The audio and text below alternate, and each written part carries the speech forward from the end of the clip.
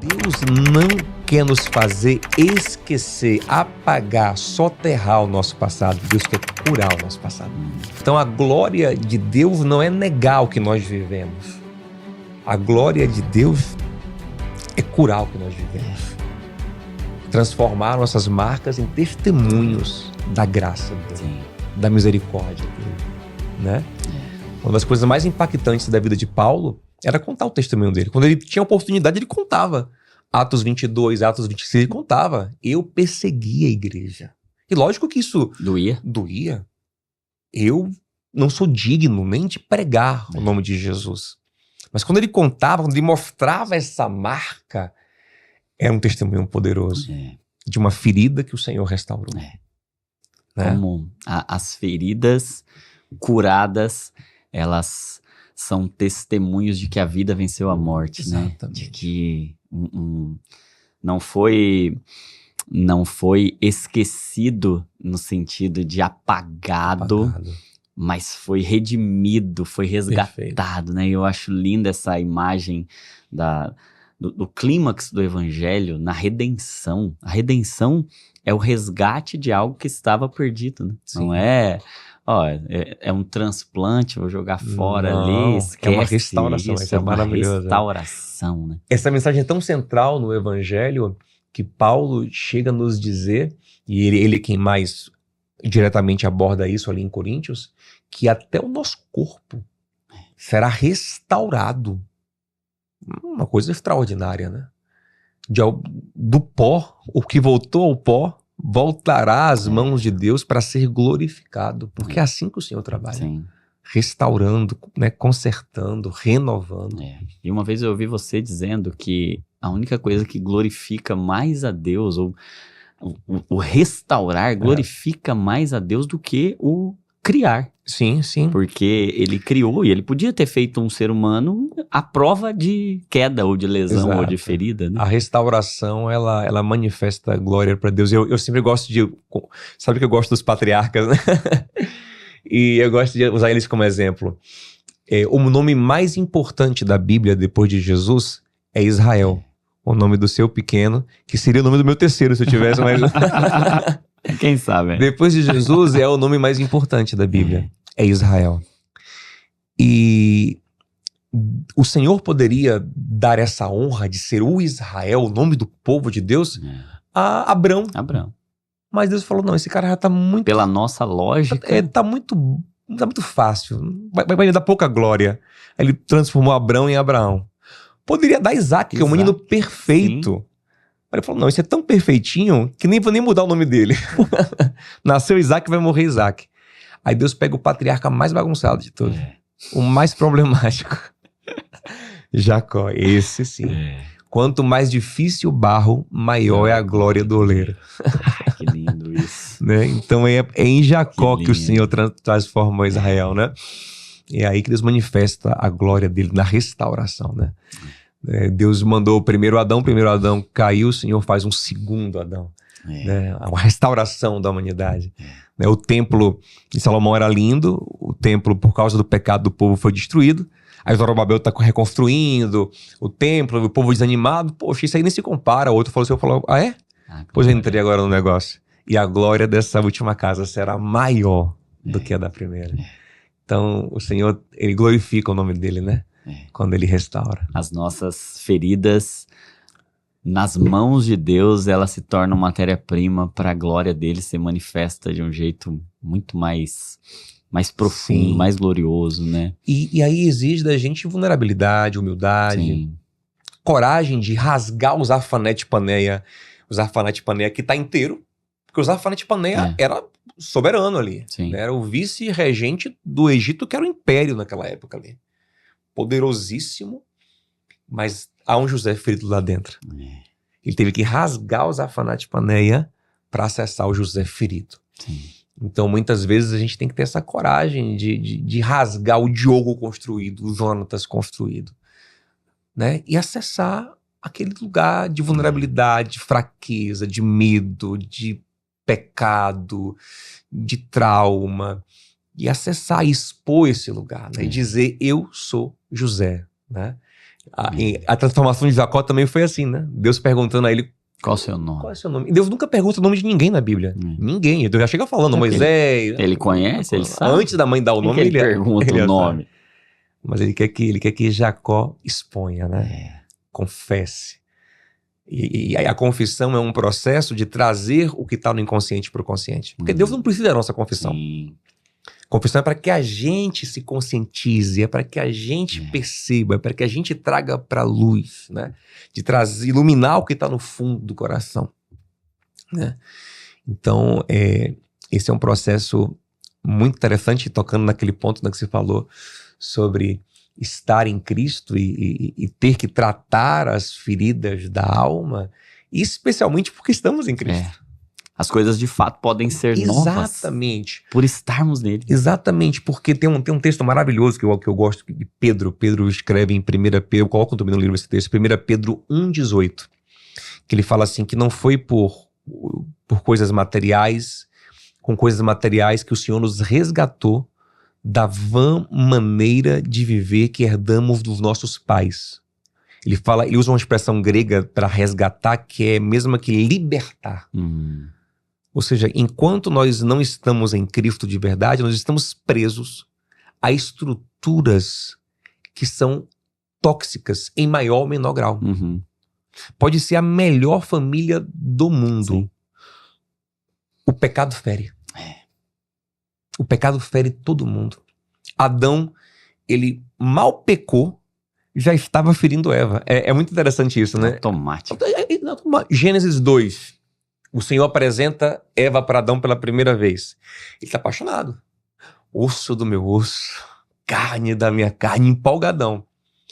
Adão peca, a primeira coisa que ele fala sobre ela é a mulher que o Senhor me deu. Tipo assim, é o que o Senhor me deu. Sabe?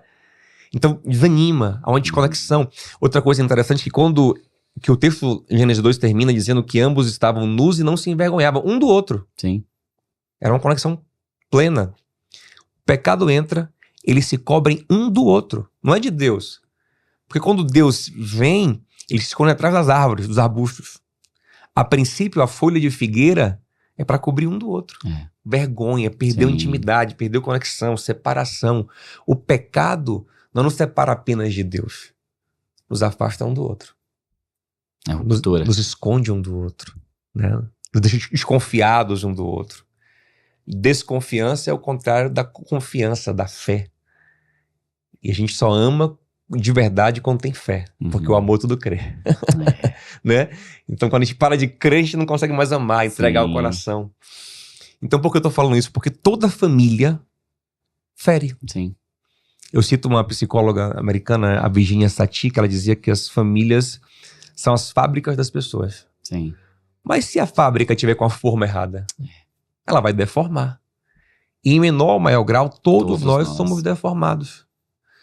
E a única forma da gente ser curado das deformações que nossos pais nos fizeram, e que nós fazemos também nossos filhos por causa do pecado, é Cristo. Bem intencionados. Bem intencionados, é Cristo, que é a forma.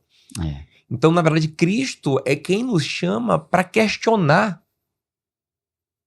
Questionar. Vou dar um exemplo, eu gosto de exemplos práticos para ilustrar.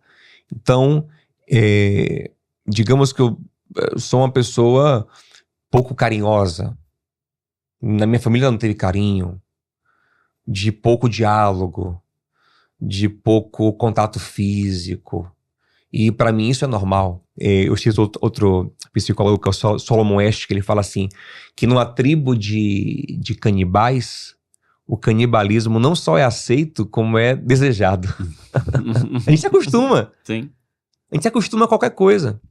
Então, eu me acostumo com esse padrão. Né? Eu acho que isso é normal. Quando eu chego em Cristo, que eu olho para um Jesus que toca nas pessoas, um santo que toca, que pega a criança no colo, né? Que fala com amor, que olha nos olhos, que pergunta a um amigo, você me ama? Olha que coisa profunda. Hoje a gente tem coragem, às vezes, de dizer eu te amo.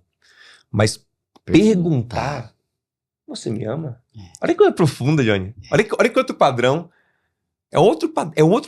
quantos de nós temos coragem de perguntar ao pai e à mãe, você me ama? Mas em Jesus a gente aprende a ter, eu falo sobre isso no livro, conversas profundas. Diálogos restauradores. Então, é ele quem quebra as nossas formas e nos reforma. Sim, né? sim. Nos chama para uma vida saudável. Nossa, que profundo isso. Profundo. E eu percebo, assim, que é um dos grandes problemas, não acho que só da nossa geração, porque a gente tá vendo isso desde Adão, né? Sim. Mas a ferida tem uma capacidade de roubar da gente a nossa verdadeira identidade, Sim, né? sim. Ela tem um poder de criar disfarces, Sim. de criar... Os Zafenate Paneia, é o Adão atrás de folhas de figueira. São roupas que a gente vai tentando colocar para tentar, de alguma forma, lidar com aquele passado, com aquela ferida, com aquela vergonha, com aquela área de nudez que nos incomoda. Então, a gente encontra caminhos, só que, como você estava dizendo, essa ferida rouba a identidade. E roubando a identidade, roubando a essência, a gente já não sabe mais quem é, e quem não sabe quem é, quem está de alguma forma desconectado da sua essência, vai ter muitos desafios, tanto emocionais, porque as emoções elas ficam um caos, elas trabalham em busca da identidade, né? As emoções, de alguma forma, elas estão a serviço dessa busca pela identidade, elas são servas da identidade, né? Só que, além dessa desconexão da essência, da identidade, essa desconexão da essência, da identidade, é uma desconexão de propósito também. Sim, porque se eu não sei quem eu sou, eu não sei para onde eu tô indo. E se eu não sei para onde eu estou indo, eu não vejo um futuro de esperança. Então, eu vou ter ansiedades, assim, num nível muito desproporcional. Os sentimentos, eles vão vazar de forma muito profunda, como você diz. Eu acho que isso explica muito desse contexto da crise de saúde mental que a gente vive na nossa geração, porque a gente tem dificuldade de entrar nesse lugar profundo. Eu acho que quanto mais o tempo passa, mais superficial o nosso estilo de vida vai nos tornando, e quanto mais superficial o nosso estilo de vida nos forma, nos deforma, mais dificuldade a gente tem, mais dificuldade de acessar esse lugar. E aí você estava falando sobre conversas profundas, conversas difíceis, e eu queria que você aprofundasse esse tema, porque eu particularmente tive muita dificuldade ao longo da minha vida. Eu também, Johnny. Para ter essas conversas. Nós somos gêmeos.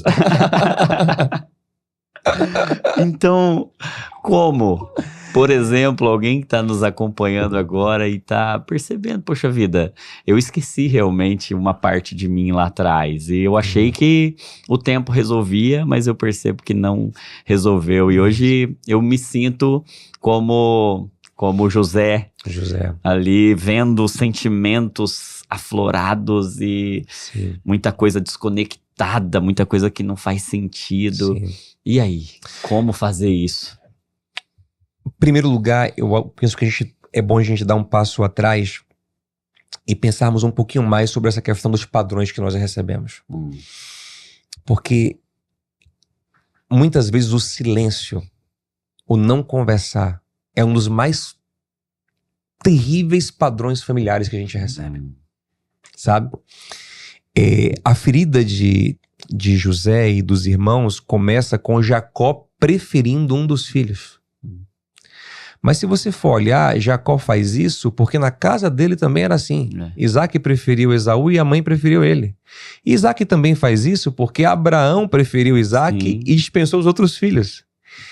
Abraão não conversa muito com Isaac. Isaac, por exemplo, não fica nem sabendo quando Abraão vai escolher uma esposa. Ele só recebe o pacote pronto. Abraão vai levar Isaac para o monte no caminho. Eles não conversam muito, trocam poucas palavras. Isaac também não conversa tanto com Jacó e com Esaú. Jacó não conversa direito com os filhos. Então há esse padrão de pouca conversa, de pouca conexão. E muitas vezes achamos que isso é normal. Sim. Mas não é normal. O padrão é Jesus, que eu vou falar sobre ele já já. Eu vou mostrar como ele fez. O padrão não é meu pai, não é minha mãe, não é meu avô, mas que eu admire eles. Por mais que eles tenham coisas maravilhosas, o padrão não é esse. O padrão é Jesus. Então, José, ele vai ser curado e o processo de cura dele é demorado, não é do dia para a noite. A primeira conversa foi muito boa para ele, mas os irmãos ainda demoraram de serem curados. Só foram curados no capítulo 50, eu explico isso no livro. Eu lembro quando você falou isso pra mim, eu nunca tinha percebido esse detalhe. Como aquilo ali mudou minha vida. Mudou minha vida. Capítulo 50. Porque é um processo de muito tempo, de maturações de conversas. E aí tem alguns desafios, por exemplo, quando José começa a conversar com os irmãos, ele perde o controle emocional por um momento, ele chora muito alto, os irmãos ficam emudecidos em primeiro momento, eles não conseguem falar nada. Depois tem também a questão das acusações que foram feitas por José antes, entre eles também, Rúben acusa os irmãos. Ou seja, a conversa difícil, ela tem muitos desafios, mas são necessárias. Navegar em corações feridos, né, é navegar em mares turbulentos, mas a gente tem que navegar rumo à paz. E aí entra Jesus, e eu falo sobre ele, ele é o modelo perfeito de tudo. E olha o que ele faz, né? Pedro foi avisado pelo Senhor. O Senhor tentou conversar com Pedro sobre isso. Ele chamou Pedro na ceia e falou... Satanás pediu. Ô, Peu. Simão, ele chama até de Simão para poder lembrar quem Pedro era na origem. Simão, Satanás pediu todos vocês para vos cirandar, né, vos provar como trigo, mas eu roguei ao Pai por ti. Olha que privilégio. Por você, para você não desfalecer, para sua fé não enfraquecer. Mas Pedro, ainda orgulhoso e maturo, não gostou. Não, Senhor, não. O Senhor avisou, tentou conversar. Pedro disse, pronto. Tô pronto, tal. Pedro não captou a profundidade daquilo e caiu. Pedro foi superficial. Caiu e se feriu profundamente. Ele se feriu profundamente. Tanto que a gente começa João capítulo 21 e tem um sintoma de alguém ferido, porque do nada Pedro fala assim, vou pescar. E tá, aquela coisa repentina da fuga, impulsiva, de quem tá com vazio, tem algo preso no peito, né? E aí de manhã cedo aparece o Senhor na beira do mar, chamando os discípulos. Pedro se esconde a princípio, tá nu. E até foge, talvez, para um lugar de segurança do passado. De segurança dele, do passado, né? Exatamente isso. Só que aí Jesus chama Pedro para uma nova conversa. Olha como as conversas são importantes. E aí ele traz alguns princípios muito legais sobre conversas profundas. Observe, John, que Jesus, ele toca no passado de Pedro. Porque precisa tocar no passado. Que a gente quer ter uma conversa, tipo assim, digamos que Deus nos livre, nos guarde, mas a gente teve um problema, uma briga, uma mágoa surgiu entre nós. Aí depois a gente se reencontra e eu finjo que nada aconteceu. Você finge que nada aconteceu. Não trata. Eu tenho que tocar, eu tenho que expor. Só que o Senhor faz de uma maneira muito sábia. Ele pergunta a Pedro 3 vezes. Porque aquilo para Pedro significava as 3 negações. E Pedro, o texto fala que Pedro, na 3ª vez, ele se entristece. Ele se entristece e é natural. E aquela tristeza era necessária. A conversa profunda. A gente não quer entristecer, porque a gente acha que vai piorar o problema. Fale mais você. Não. É isso aí. A conversa profunda necessária para curar, ela começa entristecendo muitas vezes.